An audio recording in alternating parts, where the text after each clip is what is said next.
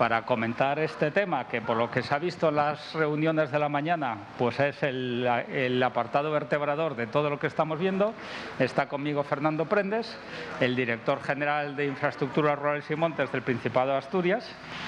Luis Alfonso Gil Sánchez, que es biólogo y doctor ingeniero de montes y catedrático de la Universidad Politécnica de Madrid, don Jacobo Feiló, presidente de la Asociación Sectorial Forestal Gallega, Patricia Blanco Carriles, que es abogada, experta en temas de legislación forestal, y Juan Majada Guijó, que es del CETEMAS, del Centro de Transformación, del Centro Tecnológico de la Madera de Asturias. La verdad es que como a mí la organización me ha puesto de moderador, eso quiere decir que a quien de verdad se interesa escuchar sus opiniones son de los ponentes, con lo cual, sin más, cedo la palabra al primer ponente, a Fernando Prendes. Gracias, buenas tardes a todos. Y siempre, después de comer, bueno, casi sin comer, algunos de nosotros, siempre resulta un poco más tedioso esto, pero bueno, tenemos que intentar desde luego hacerlo ameno, porque y además es una cuestión que es muy importante para nosotros, tanto para el Principado de Asturias en cuanto a nuestro plan forestal, como en general en cuanto a la ordenación forestal de los montes. Hablando de nuestro caso concreto, en este caso el de Asturias, cuando nosotros hace 2 años, yo accedí a la dirección general, teníamos un plan de ordenación forestal que había caducado, era un plan que terminaba en 2015, con lo cual entendíamos necesaria hacer una renovación del mismo, o hacer en este caso uno nuevo, y ver qué dinámicas entonces íbamos a utilizar con respecto a la ordenación forestal. Visto el contenido incluso del anterior plan, nos dimos cuenta de que muchas veces cuando intentas decir mucho y utilizas para ello mucho espacio físico, mucho papel, y cuando al final lo que haces es una herramienta que finalmente tampoco tiene una practicidad que la puedas llevar al territorio y que pueda ser útil para los agentes forestales, pues al final te das cuenta de que cometiste o pudiste haber cometido un error, ¿no? Generalmente, además, los planes forestales se suelen hacer solapadamente uno sobre otros. Una comunidad utiliza el de otra de referente, al final utilizas el anterior. Bueno, nosotros al final analizamos eso y pensamos que teníamos que hacer un plan forestal sencillo y participativo. Tuvimos el hándicap de que cuando empezábamos a hacer el plan forestal, el primer consejo forestal, se nos vino la pandemia. Entonces, cualquier tipo de reunión que tuviésemos que hacer o cualquier tipo de organización y de evento nos quedaba lastrado por la incapacidad de poder reunirnos físicamente. Decidimos entonces hacer una encuesta y remitirla a todos los agentes del Consejo Forestal y permitir que además se extendiese fuera de los propios miembros numerarios del Consejo Forestal. Esa encuesta básicamente lo que decía era: ¿qué entendéis que sigue funcionando del anterior sistema de plan forestal? ¿Qué cambios normativos además entendéis que debe de haber? ¿Y qué pondríais, qué haríais nuevo, qué introduciríais dentro de esta nueva ecuación del plan forestal? Además de preguntar por eso, preguntamos porque una vez tengamos concluido el plan forestal, nuestra idea era avanzar en una nueva ley de montes dentro de esta legislatura, ¿no? Hay que cambiar la que ya tenemos y sería el siguiente objetivo. Y nos encontramos con respuestas muy similares de todos los agentes dentro del mundo forestal. Prácticamente la propiedad sigue siendo un problema en Asturias.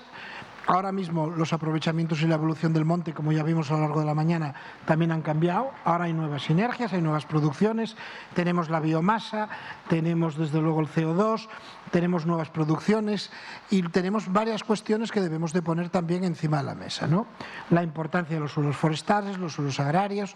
la absorción, cómo también tenemos que jugar con la propiedad, porque muchas veces el problema fundamental en la cornisa cantábrica es precisamente esa atomización de la propiedad, el minifundio. Tenemos que buscar herramientas que nos permitan actuar y ahí fue donde, basados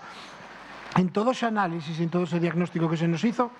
donde cogimos y empezamos a redactar un borrador. Mi idea inicial era igualmente, hablándolo con todos los que estábamos trabajando en ello, con nuestros técnicos forestales y con los propios servicios,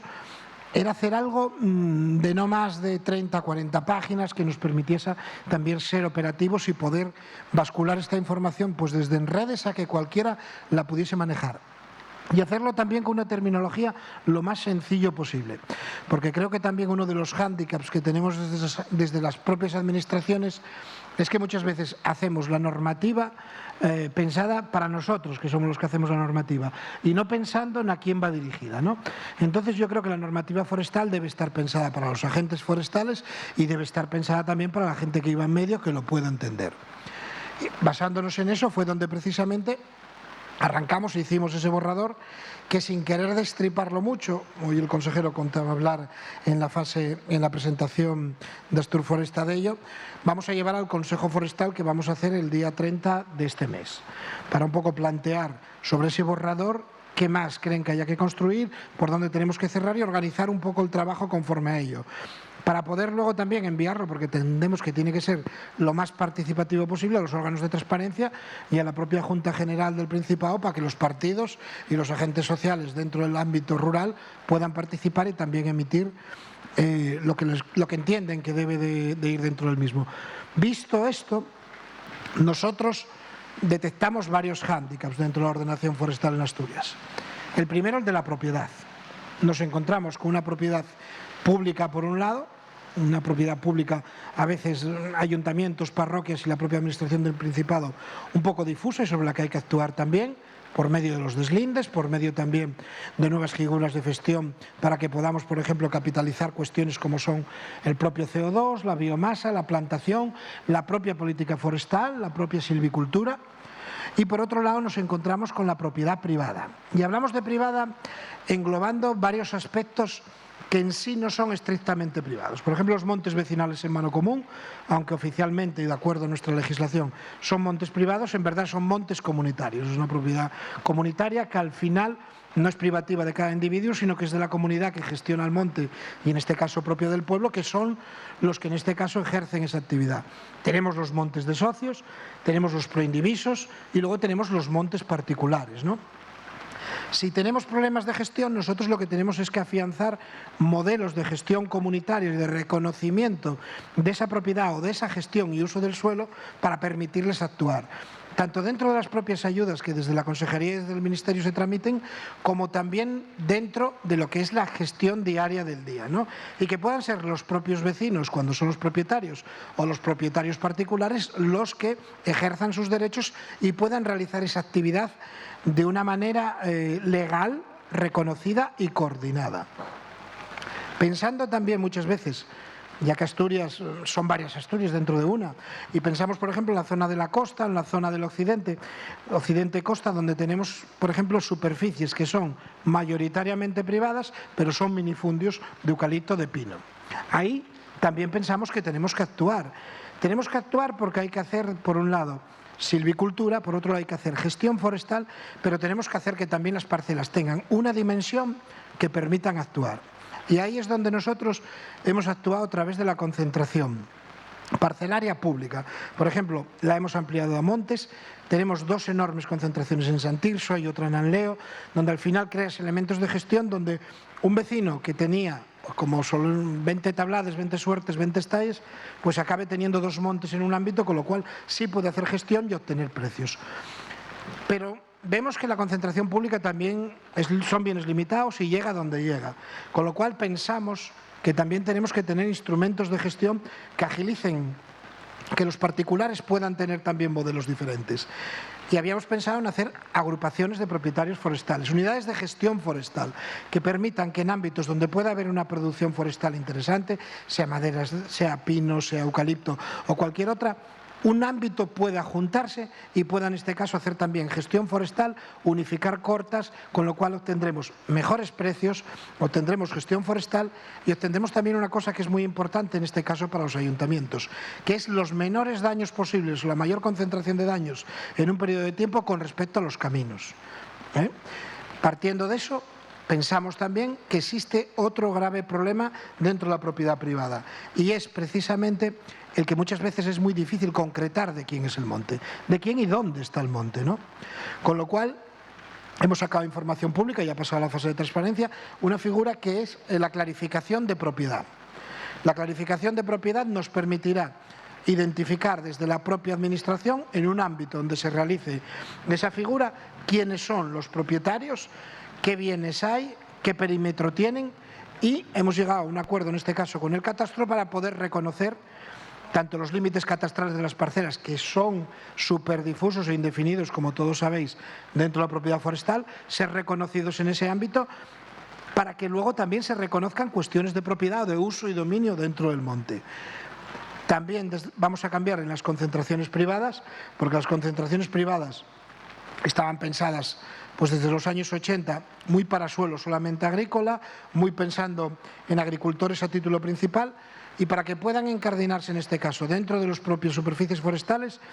hemos pensado y vamos a quitar que tengan que ser agricultores a título principal, basta que sean exclusivamente propietarios. Y hemos quitado, o nuestra idea es quitar, cuando al final la norma salga efectiva, vamos a quitar también la unanimidad, sino que dentro de un ámbito, si al final 2/3 de esos propietarios deciden dentro de una concentración privada desarrollar ese ámbito, con esos 2/3 que estén a favor se podrá llevar a cabo y tendrán sus títulos y reconocidos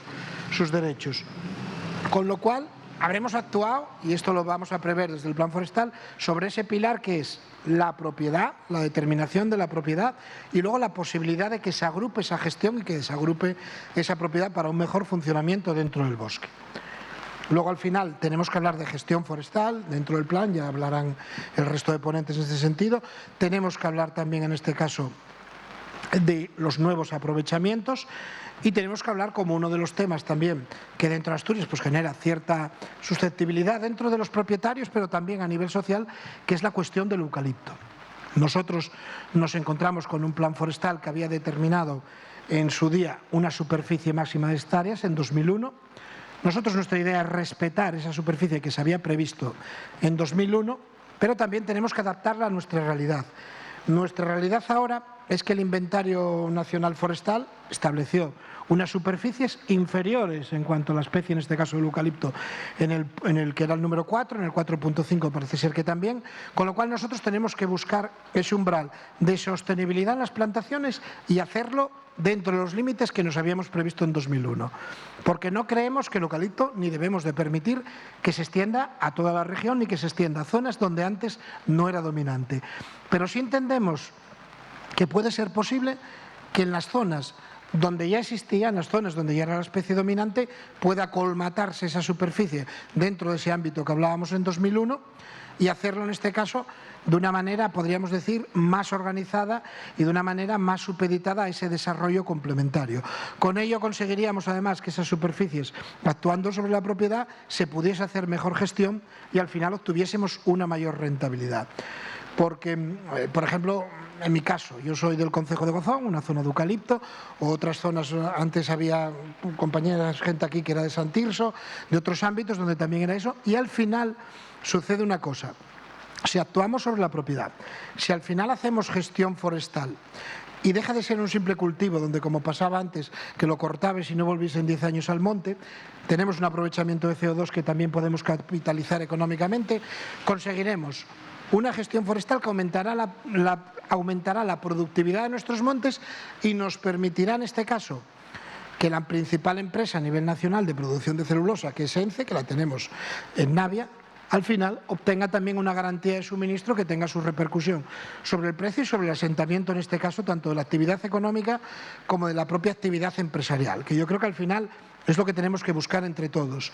que los propietarios forestales, que los vecinos de los pueblos, que los comuneros de los montes, que las empresas que realizan las cortas, que las empresas que realizan la silvicultura y que nosotros, las administraciones, que coordinamos todo eso, pero que inyectamos 9 millones cada 2 años en ayudas dentro del monte, tengamos que al final garantizar y ese equilibrio se vaya generando. Por eso, nosotros dentro de ese modelo que buscamos que sea lo más simplificado posible, vamos a ese borrador del plan forestal, lo presentaremos. Creo que además nuestra idea, en su día valoramos presentarlo en el día de hoy, pero pensamos que siendo un órgano consultivo, que siendo además un órgano muy de representación territorial, tanto por estética como por propia responsabilidad, correspondía hacerlo en el seno del Consejo. Lo vamos a hacer allí, pero básicamente las líneas argumentales que decíamos iban a ser eso. Y queremos que sea un instrumento que cada propietario forestal, que cada vecino de un pueblo, que cada comunero de un monte lo tenga en su casa y pueda saber a qué atenerse y en este caso pueda saber qué normativa y al final por dónde va a avanzar el mundo forestal, para poder tener una herramienta dinámica, que no sea un libreto que tengamos nosotros coloreado en nuestros armarios dentro de las consejerías o dentro de los ayuntamientos, ¿no? Que al final esa herramienta que se haya hecho de una manera participativa y donde todavía faltan las aportaciones de los propios miembros del Consejo, dentro de los grupos de trabajo, de los propios partidos políticos, dentro de la Junta General del Principado y de los agentes sociales, los sindicatos agrarios, organizaciones también de cooperativas forestales, que consigamos que esa herramienta sea una herramienta de todos, que nos sirva para todos y que consigamos que nos dure esos 15 años y que pueda también ser una herramienta adaptable a lo que podamos tener durante ese periodo de tiempo. Ya que vemos que en los últimos 5 años esto ha cambiado mucho, hay nuevos aprovechamientos que ahora mismo serían impensables hace tan solo 5 años y, por tanto, tenemos que tener mecanismos de adaptabilidad que permitan hacerlo. Y donde vemos que las cosas funcionan, tenemos que también reutilizarlas. Cuando vemos que, por ejemplo, un plan forestal de Navarra introduce un elemento que puede ser interesante, nosotros lo tenemos que aprovechar. O cuando lo hacen en Galicia o cuando lo hacen en cualquier otra comunidad. Y ahí nosotros hemos sido proactivos, hemos tenido la mente abierta con respecto a ese trabajo y espero que al final eso se compense, pues que pueda tener el mayor consenso posible, que al final el conjunto de la sociedad asturiana pueda verse reconocido dentro de él y que al final sea operativo, ¿no? Que consigamos que dentro de otros 15 años, si tenemos que hacer otro nuevo, nos quedemos con muchas cosas de que este haya resultado lo más operativo posible y que al final técnicamente sea un instrumento fácil, que cualquiera podamos verlo, que cualquiera podemos observarlo y que al final pueda darnos ese dinamismo que yo creo que necesitamos, porque en el campo asturiano y en el mundo rural, los que estamos en él lo sabemos, precisamente necesitamos herramientas fáciles, no necesitamos hiperregulación, necesitamos herramientas sencillas, muy concretas, necesitamos también cierta concurrencia también cuando tengamos las licencias, que todo sea mucho más sencillo para que al final se nos haga más sencillo vivir, tener actividad, generar empleo y poder vivir ahí. Luego ya os dejo con el resto de ponentes que hablarán de cuestiones más técnicas y estamos abiertos desde luego a preguntas. Pues muchas gracias, Fernando, por aportarnos dentro de los componentes de esta mesa, pues está claro que es el punto de vista político.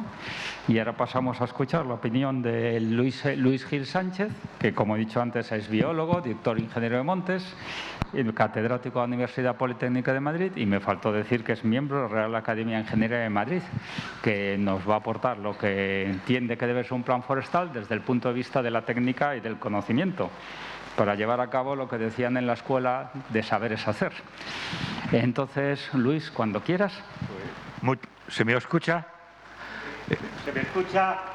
Pues entonces me olvido de esto. Vale, bueno, yo agradecer en primer lugar el haber sido invitado a este acto, en el cual pues me encuentro muy a gusto y me considero pues un privilegiado pues por poder dar mi opinión, ¿no? Entonces, si hablamos de planes forestales, ¿no?, pues nos tenemos que dar cuenta que la palabra forestal es lo que está fuera del aprovechamiento común. Es decir, estamos hablando de particulares. Y resulta que el plan, que es una serie de medidas que se tienen que articular para que los propietarios forestales se encuentren contentos con la gestión que hace la administración que la regula, pues tiene que verdaderamente contar con su opinión. El eucalipto aquí pues lleva 100 y pico años. Yo no puedo entender que se diga que se quiere aumentar la productividad del monte y de pronto se diga que no se extienda el eucalipto a zonas donde no era dominante. Es como decir que aquí nos marchemos todos porque allá en el Paleolítico no existían nada más que otro tipo de cosas. Yo creo que se está hablando de progreso, se habla de sostenibilidad, cuando lo que se busca es progreso. Y la naturaleza nos ha dado aquello que es lo mejor. Y en vez de hablar de lo bueno, se habla